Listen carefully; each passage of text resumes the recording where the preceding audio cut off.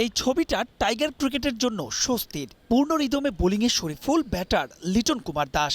অবশেষে যেন বর্ষা এলো।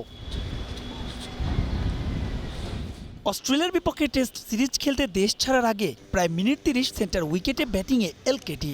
নেট বোলার কিংবা এবাদত শরীফুল কেউই বিট করতে পারেননি নির্ভার লিটনকে। প্রশ্ন, তবে প্রথম ম্যাচ থেকে কি পাওয়া যাবে তাকে?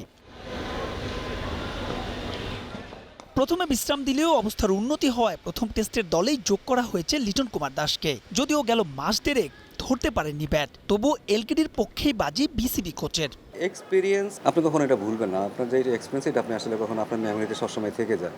হয়তো এই অ্যাডজাস্টমেন্টটা এটা খুব ভালো যে সে আগে আগে যাচ্ছে, সেইখানে যে অ্যাডজাস্টটা করতে পারবে। কারণ আমার মনে হয় অলমোস্ট 45 ডেজ সে কিন্তু ম্যাচের ভিতরে নাই। সে যদি প্র্যাকটিস ম্যাচটা খেলতে পারে আমি মনে হয় সেটা তার জন্য অনেক বেটার হবে। তখন তার জন্য টেস্ট ম্যাচটাও খেলা অনেক ইজি হয়ে যাবে। সে যদি রানিং উইকেটে যদি মোটামুটি সে ভালো করে, আমার কাছে মনে হয় যে সে যদি খেলার মতো অবস্থায়, অবশ্যই আমি আমার একটা এক্সপিরিয়েন্স প্লেয়ার এখানে আমি মনে করি যে এটা একটা যুক্তিযুক্ত হবে। শুধু লিটন কুমার দাসই নন, তাসমান সাগর পাড়ের টেস্ট সিরিজের স্কোয়াডে ফিরেছেন জাকের আলী অনিকো। মাঝে এই উইকেট কিপার ব্যাটারকে নিয়ে কত সমালোচনা। তবে জিম্বাবুয়ে এ দলের বিপক্ষে ৩ ইনিংসে 350। জাকির কি হতে পারবেন টাইগারদের মিডল অর্ডারের নির্ভরতা? হয়তো 4 উইকেট আর 5 উইকেট পড়ে গেলে সবারই কিন্তু বলারদের নিয়ে খেলতে হয়। বাট জাকিরের ওই রোলটা খুব ভালোভাবে জানা আছে এবং সে অনেকবার এটা প্রুভও করছে।